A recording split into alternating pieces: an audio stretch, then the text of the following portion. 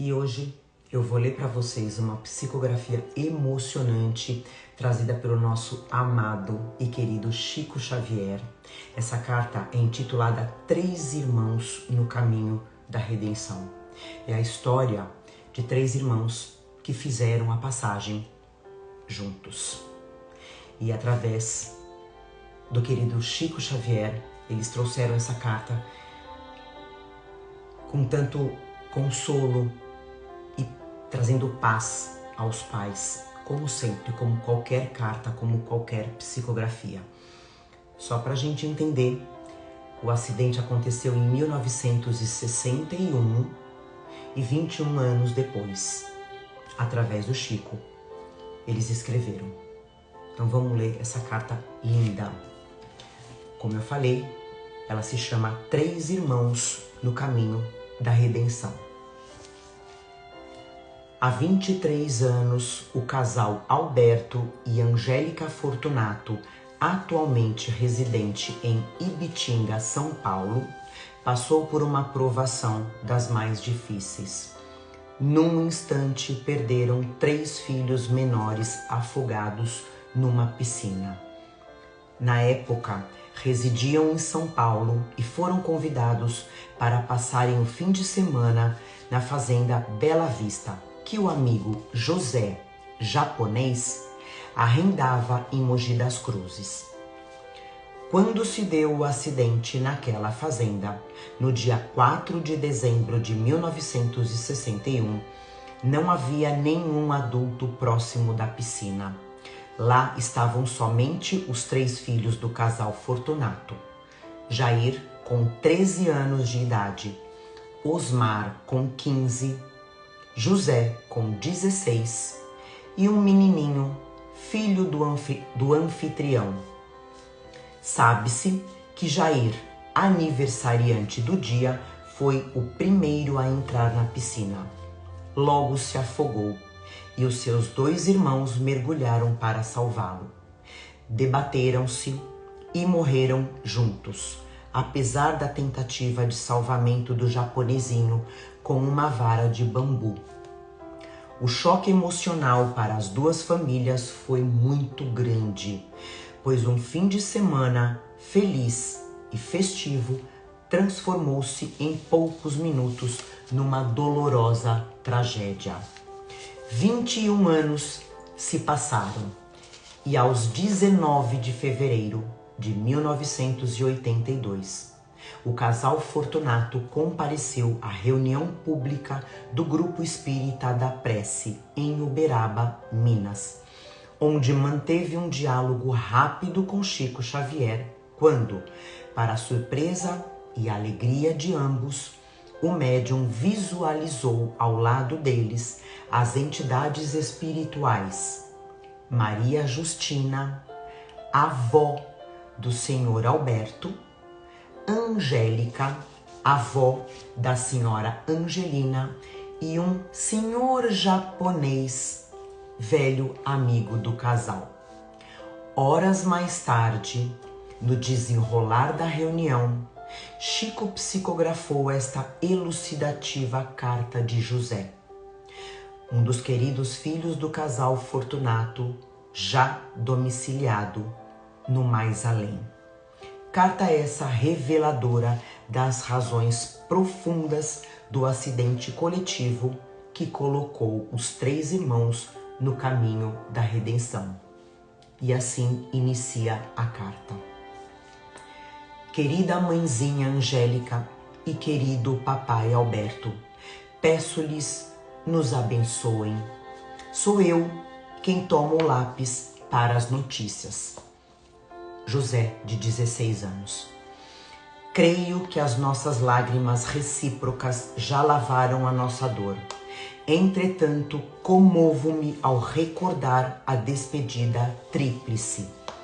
Quando caímos nas águas da grande piscina, o Osmar, o Jair e eu estávamos sendo conduzidos pelos desígnios do Senhor a resgatar o passado que nos incomodava. Nada posso detalhar quanto ao fim do corpo de que nos desvencilhamos. como quem se vê na contingência de trocar a veste estragada e de reajuste impossível. O sono compulsivo que nos empolgou, os três, foi algo inexplicável, de que voltamos à forma da consciência dias após o estranho desenlace. Estávamos os três alarmados e infelizes no hospital a que fomos transportados, quando duas senhoras se destacaram dos serviços de enfermagem para nos endereçarem a palavra.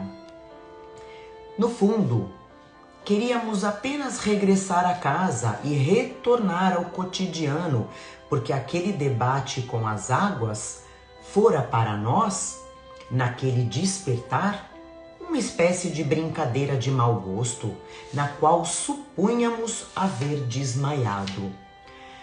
Aquele instituto devia ser uma casa de pronto-socorro como tantas. Entretanto, as duas senhoras se declararam nossas avós, Maria Justina e Angélica, e nos informaram com naturalidade e sem qualquer inflexão de voz agressiva que havíamos voltado ao lar, ao grande lar da nossa família na vida espiritual. Os irmãos e eu choramos como não podia deixar de acontecer. Fomos conduzidos à nossa casa e vimos os pais amargurados. Soubemos que o amigo José japonês havia recebido um choque tão grande com a nossa desencarnação que fora também desligado do corpo. Soubemos que outros parentes haviam sofrido muito. Nosso pranto se misturou ao da mamãe Angélica e do papai, do Antônio e do Carlos Alberto. E muitos dias e meses correram nessa situação de incompreensão e de dor.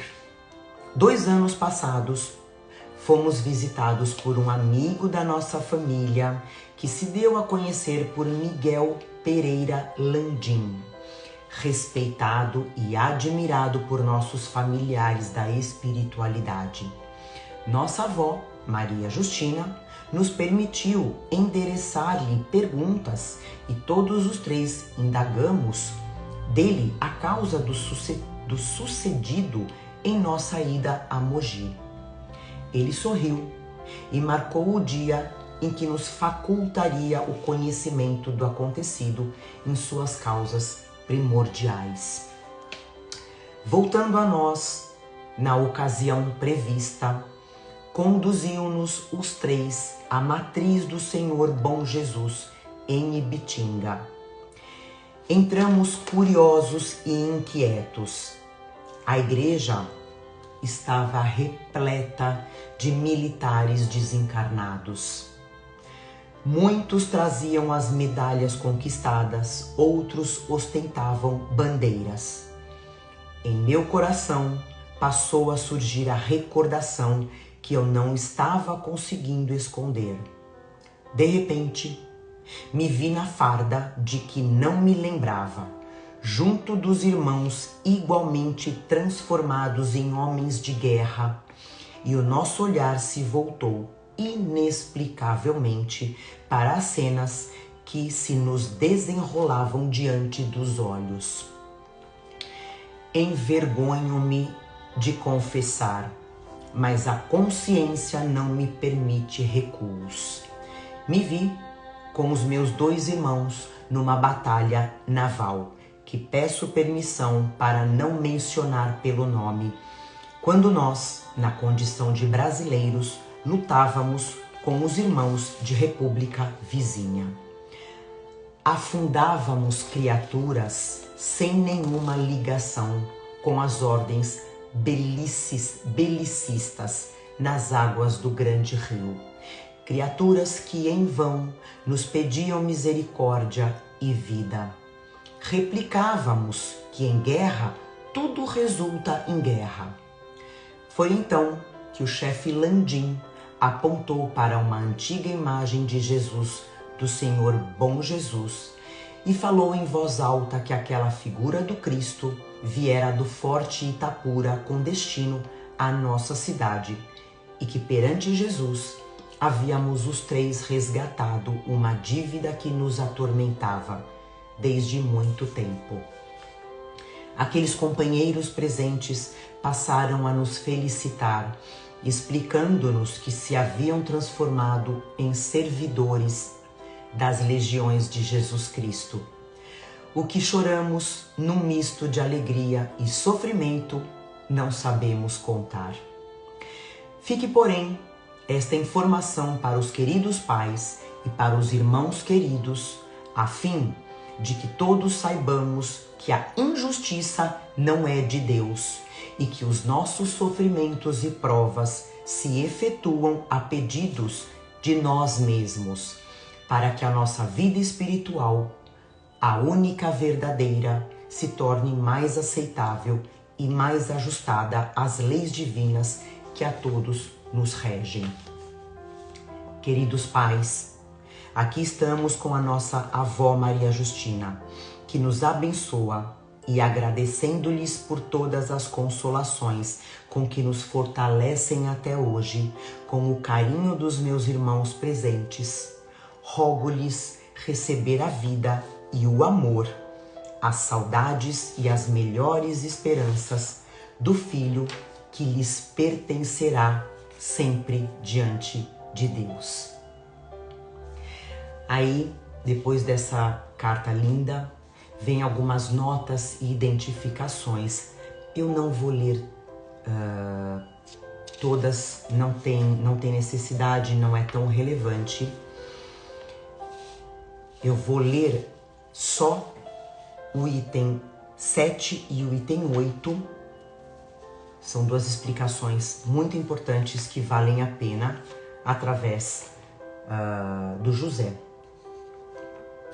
onde ele fala: havíamos os três resgatado uma dívida que nos atormentava desde muito tempo. Como vemos, pela bênção da reencarnação, os três irmãos puderam retornar ao plano físico. Só uma correção: essas notas não são feitas pelo Espírito José, são feitas pelo Chico. Só a primeira frase: havíamos os três resgatado uma dívida que nos atormentava desde muito tempo. Aí vem a explicação.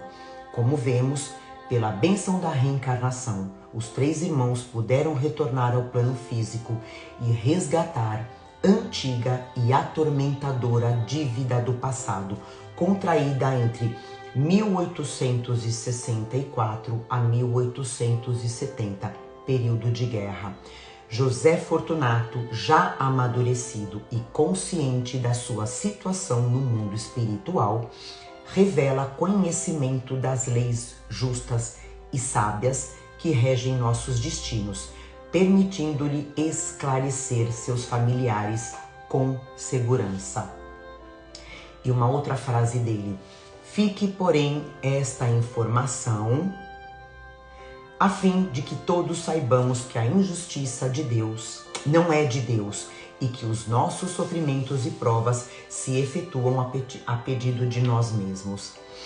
Em entrevista realizada na residência do simpático casal Fortunato, em 15 de janeiro de 83, Dona Angélica nos contou que na noite anterior do acidente, ela teve um sonho de muita nitidez, no qual 2 de seus filhos morreram. Um deles afogado num lago e o outro de acidente automobilístico. Mas não acordou impressionada. Ela mesma insistiu para ir à fazenda de Mogi das Cruzes, contra a vontade do marido, que amanheceu indisposto, porque já havia programado a viagem recreativa também com seus pais. Esse tipo de sonho, que interpretamos como premonitório, sempre auxilia a pessoa às vésperas de um momento difícil e às vezes doloroso. já traçado pela lei de causa e efeito, amortecendo o impacto da dura realidade. Porque nesses casos, quem sonha recordará apenas parcialmente as informações e conselhos recebidos dos benfeitores espirituais. Daí, nem sempre se preocupar com a experiência onírico-mediúnica, esse tipo de sonho mediúnico, mas o seu subconsciente registra, promovendo-lhe benefícios. Então esse tipo de sonho é benéfico e a gente tem que saber filtrar, e muitas vezes vai trazer consolo se algo acontecer. Aí aqui ficam esses aprendizados desses 3 irmãos que vivem, continuam vivos, apesar da saudade física. E sobre esses ensinamentos lindos, sobre a gente inevitavelmente resgatar tudo aquilo que a gente praticou de errado, de ruim, de mal, seja para nós ou para os outros, em qualquer época, em qualquer encarnação, mais cedo ou mais tarde, a conta chega. Então daí vem a redenção que nós pedimos. E como ele deixa claro que a injustiça não é de Deus, é sobre os nossos resgates. Deus está presente o tempo todo, assistindo o tempo todo, amparando o tempo todo. Porém, é a nossa consciência que pede esses resgates quando a gente está no plano espiritual antes de reencarnar. Então não existe injustiça, só justiça. E mais uma vez, como sempre, deixando claro sobre reencontros com aqueles nossos entes amados que partiram antes de nós, mas que esperam pela nossa chegada. E sobre a importância da gente estudar e ter a compreensão da imortalidade da alma.